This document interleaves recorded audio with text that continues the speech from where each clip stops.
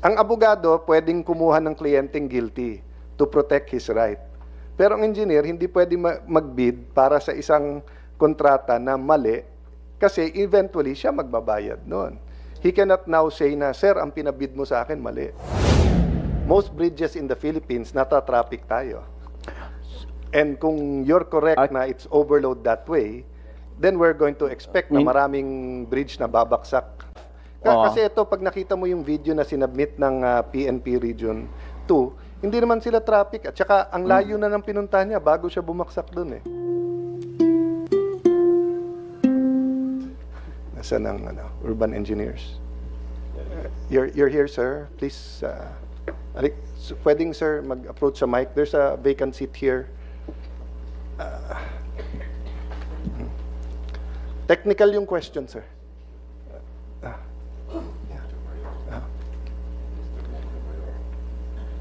Tama, sir, Mr. Montemayor. I'm representing Engineer Amber Montemayor, but I am Engineer Randa Mabinales. Okay. Sir, urban engineers ang gumawa ng report. Yes, sir. So, yung what is very clear, and of course, the engineers will understand. Wala sa report yung why. Why this 935 failures? So, why nag-fail? Is it design? Is it construction? No, it is because of the change using the latest bridge code standards. So, dun sa investigation na ginawa namin, lumabas talaga yung mga... Sir, the latest code standards were for seismic na tinaas nila yung standard for seismic. That is correct. Oh, kinuha kayo not because of the code na may seismic but because ang dami nang nakitang mali. Yes, sir. And then nandun din yung don't let me go into it na kung ano yung bottom chord, plain round bar, tension cables. Ito, strut main, fail, slenderness. Hindi dahil sa seismic yan. Okay.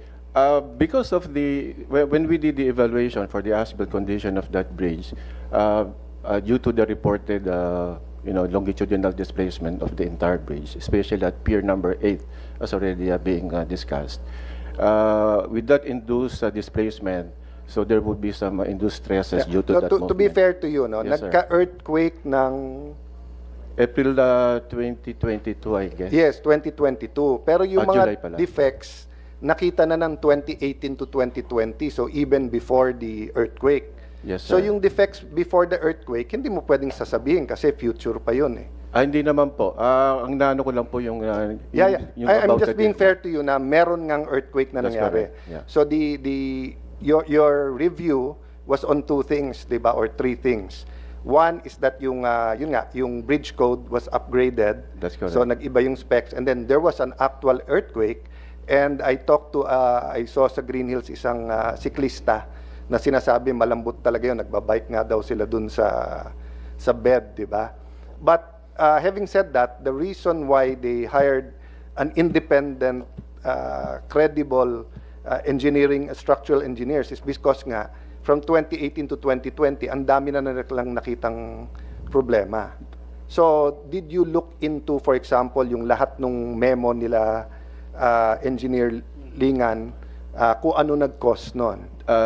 Yes, we covered all those notes or the comments based on the TOR, and because of the reported movement of the entire bridge at pier number 8, so we did the evaluation, and that's the reason why we recommended the retrofitting of those Sir, elements. very good naman yung recommendation, very good yung findings. Wala lang yung why.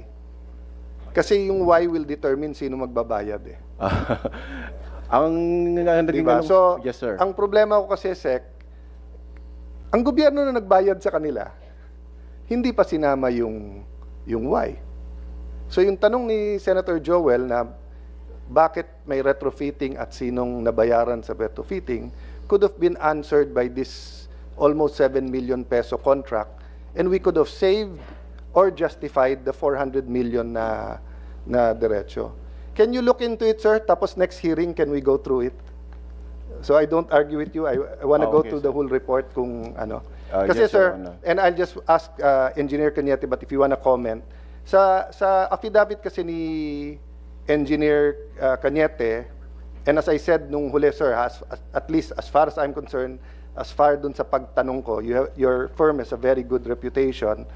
Ang nakalagay dito sa paragraph 14, sometime in 2018, when the initial 8 arc spans out of 12 spans were constructed, complications arose where part of the bridge, span 8 and pier 8, were slightly damaged so that I was consulted on the matter. I recognized immediately the damage was caused by wrong construction methodology, i.e., segmental construction where the arc in span 8 pushed pier 8 since the arc spans 9 to 12 were still absent. Nakita nyo rin to, sir? Nung pumasok po kami, nakatayo na po yung buong tulay. Buong tulay? Yes, sir. Oo. But na-report sa inyo yung, naibigay sa inyo yung mga reports nila, Engineer Lingan and everything? That's basically That's a starting our point. basis for our investigation. So, you stand by this, Engineer Cañete, after hearing everything in these last 2 hearings?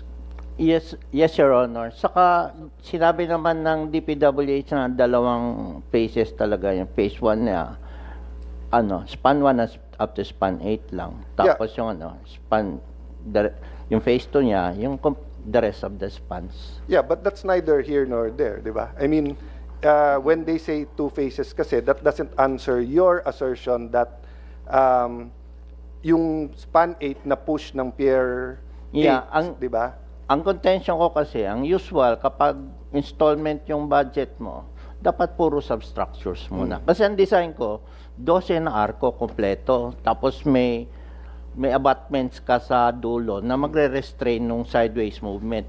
Yung arko ng Pier 8, nung lagyan ng load, bubuka kasi siya. Yun yung natural behavior niya. So pagbuka niya, nung binuhos yung concrete deck, bumuka yung arko ng span 8, tinulak niya yung Pier 8, nag-crack yung Pier 8. And we're not saying na may anomalya or it's substandard. No. It's just a methodology. Yeah, but that is the choice of the contractor. If they accept a new design, they take the responsibility pag they constructed it that way, di ba? The contractor lang kasi will do whatever is kung ano nasa kontrata. Yes, but we didn't force them to bid. Nakita naman nila yung plano. Ang point ko, sir, sinasabi mo, bumuka kasi nga mali. Dapat substructure muna, di ba? Yeah. Ang point ko, kung ako contractor, nakita ko yung kontrata, 800 million, tinanggap ko, mali pala, na dapat hindi yun ang binid, dapat substructure, hindi ko ngayon pwedeng sisihin ang DPWH kasi kusang loob ka naman nagbid . Or let's talk about that in the next hearing. Hindi ko na alam, sir, yung legality ng mga gano'n. Oo. Sec, can I pass that to you? No? So, if correct, I'm not saying correct, if correct si Engineer Cañete, ang sinasabi niya, the design is good, but since phase 1 and phase 2, mali yung pagkahati ng phase 1 and 2 because nga, bubuka yun. But sa akin, kung contractor ka, meron ka rin architect, may engineer, may structural, hindi ka magbibid nun na tingin mong mali yun. Di ba? Ang abogado, pwedeng kumuha ng kliyenteng guilty to protect his right. Pero ang engineer, hindi pwedeng magbid para sa isang kontrata na mali kasi eventually siya magbabayad noon. He cannot now say na, sir, ang pinabid mo sa akin, mali. What's this? Yeah. So, dito sa terms of reference ng urban engineers, nakalagay yun, defects were observed per report from project engineer. So, sa terms of reference pa lang, sir, hindi seismic yung dahilan. Ano lang po yun, part na lang po ng consideration niya for the retrofitting. But basically, ang naging premise po doon is because of that displacement. Yeah. But if I remember my law, you were contracted by the Republic of the Philippines, so meron kayong obligasyon na findings nyo. So, wala dito si Senator Bato, pero bato-bato sa langit, tamaan, di ba, wag magagalit. So, meaning, when I ask you, you just have to give your professional opinion, di ba, why these things happen. If it's segmented, if you cannot give me a general na sa 935, if you can say na 100 po dito were caused the seismic, eto dahil mali construction, etc. But that's part of the contract . So we will ask you next time, but I'll allow you to organize it so that you can, and if you want any of your engineers to di ba, na siya magpaliwanag. Last question on my side, then I can, Engineer Cañete, was this design ever used in another country? Madami naman, sir, yung arch, Actually, I've been designing arch bridges since 1990s. So what makes this different? I actually have a lot of other arch bridges here na it's not even known na I design iconic bridges. I have Bridgetown, design ko rin yan. Cable stage sa Circulo Verde, sa akin din yan. And then yung arch... So it's new for DPWH, but it's not new in terms actually, of when I was, sir, ex-DP ako, I was with Bureau of Design Bridge Division. I was with DPWH for 10 years, no? Actually, nag-design ako dati ng arch bridge para sa kanila. Yung mula Binangonan papuntang Talim. Kaya lang, siguro masyadong, 80s pa yun masyadong advanced siguro yun at that time. So, medyo ninervyos sila. Pero kalahati lang ang cost. Pag too early ka, medyo kalahati radical. Lang. But that's the, Yeah, so that's the advantage. Kasi, very efficient kasi yung arch. Aesthetics, efficient, and then mas mura yung cost. That's the... So, kung hindi arch ang ginawa natin, it would have been much more than 1.2 billion. Yeah, I guess double. Double. So at least we're finding out the why. I could suspend and end here. Ladies, gentlemen, anyone want to make any remarks directly connected or basically connected to our topic? Yeah. So may I just urge everyone to work with the committee.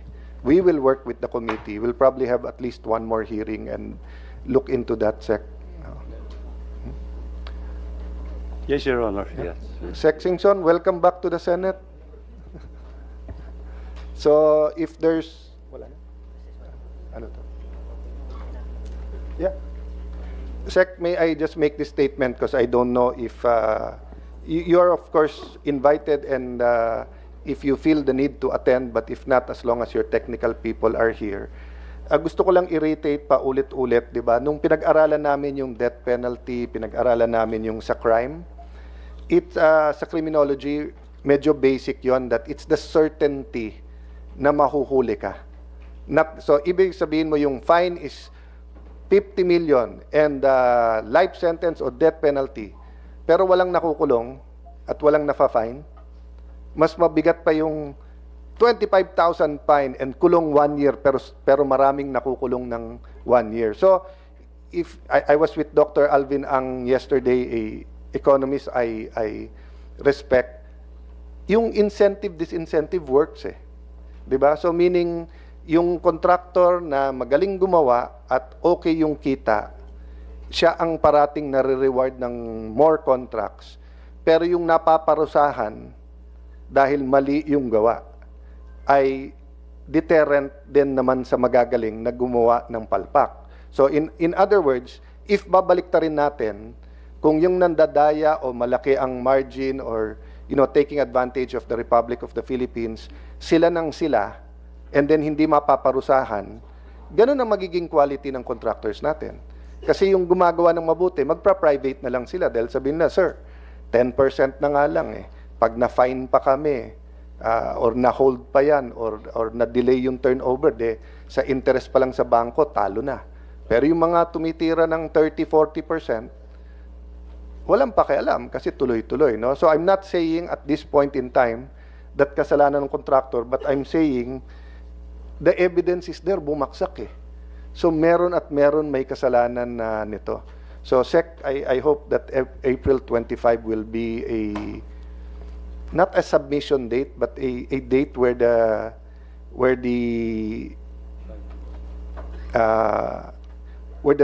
DPWH draws a red line. Diba? Na hanggang dito lang kayo. Pag tumawid kayo dito, we'll go after you.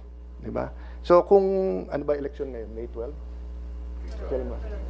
Kung May 12 ang ginawa mong deadline, Sec, o May 11, dapat parang eleksyon yan Di ba? Parang tatanungin mo lahat ng Pilipino, sang-ayon ka ba sa desisyon ng DPWH? No, for me, it's this important. Kasi we're really talking, 1 trillion peso budget Hindi ko minamaliit, Sec, na ang hirap bantayan lahat yon, di ba? Pero ito ang rule ko when I was in DFA, pati as speaker. Hindi ako naghahanap ng nasasampulan. Pero pag nag-volunteer ka, pagbibigyan kita. Di ba? Hindi ka nga naghahanap ng sasampulan nag-volunteer. Boss, ginawa ko, bumaksak. Nag-volunteer ka. So, I hope when we get to the bottom of it, we will not, walang sacred cows sana dito kasi nga tulay ito, Sec. Thank you. So, for the record, sabi ni Sec na, yes, no sacred cows on this, no? Thank you. Anyone else? Sir Cañete? Sir, pwede mag-comment dun sa sinabi ni Honorable Senator Yes, Villanueva yes, sir. saka Yes, sir. I'd like to emphasize na in the Annex C dun sa affidavit ko, sinabi ko na obsolete bigla yung design ko kasi 2012, 2013 ko siya dinisign 2014 nag-start yung yung construction. Biglang 2015 nagbago yung code. Ang tagal nitong, alam ko mahaba tong tulay na to, 1 kilometer to halos. Abutin to ng matagal, apparently 10 years. So, talaga mo obsolete yung design ko. I recommended in writing na kailangan i-redesign talaga to. And I believe na yan ang main reason kung bakit ganong kamahal ang retrofit. Kasi buong design ko kailangan i-retrofit mo. But sir, to clarify, it was only obsolete vis-a-vis the new bridge code as to seismic. No, lahat. Kasi pati yung vehicular load, dati kasi ang design ko, truck lang. Ang 2015 na code, truck, pati yung lane load, yung sinasabi kong 0.9 tons per lane, sabay yun. So, pati yung vehicular load, tumaas sa bagong code. Yung seismic, tatamaan lahat ng substructures ko. Hindi lang yung Pier 8, hindi lang yung Pier 1, kundi lahat tatamaan. Siguro, sir, I'll give you the option to reiterate, to either just submit that or reiterate that in writing. Kasi I think that will help the Secretary's investigation. It will help the committee. Yeah. But I want to point out, that doesn't mean that you were ruling out faulty Yes. construction. Tama po ba? Yes. Pero, there's another thing that I'd like to emphasize. Lahat yung pinag-uusapan na damage sa Span 8, Per 8, yung report ni Engineer Boyet, Lingan, walang kinalaman yun dun sa nag-collapse Yung nag-collapse, Span 3. Tapos, may truck ka na lagpas 30 cubic meter yung yung dump box niya. So yung palang siguro almost 80 tons na kagad yung kargada niya. Tapos close to let's say 20 tons yung truck. Malapit talaga siya sa 100 tons yung kaya nag-collapse yung Span 3. Naputol yung hanger. Yung hanger, walang damage dun sa mga previous reports. Yeah, yung, sa previous reports, yung bolts na minor, sa bottom cord yun. yes, minor lang sa Span 3. Yung sa previous saka report. yung na-shear off na bolts, yun, connection yun ng bottom cord dun sa arco kasi bumuka yung arco. So yung pagbuka ng arco, yung bottom cord, naputol yung mga bolts kasi ang design ko, hindi naman dapat bumuka yung arco dahil dapat kompleto. Ganun ang nangyari. Walang kinalaman sa hanger. Wala siyang kinalaman sa hanger. So, I'm very confident na kapag forensic investigation to, overloading talaga kasi yung weight ng axle load, yung axle na katapat ng hanger, is already 4 times ng ginagamit namin sa design. So no way na mag-survive yung namin. Except dun sa drawing na pagka-traffic, medyo magkadikit pa rin yung 100 tons dun sa ilang tons yun. Kasi sir, Yes. I mean, you may be correct, but that's why I'm concerned if you are correct. Most bridges in the Philippines, nata-traffic tayo. And kung you're correct na it's overload that way, then we're going to expect na maraming bridge na babaksak. I'd like to correct, sir. Hindi yung matatraffic kasi pag na-traffic ka, yung pangalawang drawings mo na may mga kotse Yes, na yes, lang. yung may enough. Oo. Kasi ito, pag nakita mo yung video na sinubmit ng PNP Region 2, hindi naman sila traffic. At saka, ang layo na ng pinuntahan niya bago siya bumaksak dun eh. Yeah. Anyway, we won't make conclusions. We do appreciate your input. Maybe what we can do is before or after hearing 3, I'll offer to your chairman to the USEC for Legal Affairs, we can have a technical working group. Yes. Ang mag-usap architects at engineers para, you know, we can get this on record. Kasi ang problema ng hindi technical working group o dito, or hindi nyo pinasa sa amin in writing, di ba? But from a lawyer's point of view kasi, engineer, yung 2018 to 2022, daming eh. But I hear you. You're saying nga na kung from 2014, 2016, nirebid nyo na lang, you use a different design, baka hindi nangyari to. Diba? But ako naman, sinasabi ko, even with your design, hindi dapat ganyang kadaming findings ng mga major na problema from 20... Kasi if you're saying na obsolete yung design mo ng 2015, eh, ang daming bridge na ginawa between 1997, sir, yung ginamit kong... Yes, but we Code. made bridges in the last 40, 50 years na hindi bumabaksak eh. Yeah. And under your definition, And obsolete din I yun. agree with you, Your Honor. And ito nga nakakatakot. Yung bagong generation na trucks are already 30 cubic. They're double yung ano. And we appreciate that at pinasa ko ngayon kay Sec Vince. And since you're here, Sec, I think sa cabinet naman you have chance to talk. Ang sinabi ko lang kasi kay Sec Vince, Sec, kung hindi kaya ng kalye natin, huwag nyo na i-register sa LTO. Di ba mag-notice na kayo na hindi pwede yung... I'm talking about not overloaded. Ang sinasabi ni engineer is yung by itself, yung real capacity niya is even over present because of modern technology. No? But thank you, engineer, and we will have a hearing pa, and you tell me if you think na kailangan ng technical working group. Uupuan ko rin yun. Kasi I think this is all... everyone who wants to speak, give evidence, talk, I encourage you. Because as the chairman, we will only make a report based on yung ipinasok nyo. So even the contractor, I know you're listening. Consult your lawyers, consult your engineers. Feel free to submit whatever you want to submit. Okay? So we will suspend to a future date. Maybe next week I'll announce the date. Pwede man, Rudy, na? Future date lang, or do I have to give a date? Yeah, future date. Yeah. To a future date. If there's no objection, the hearing is hereby suspended.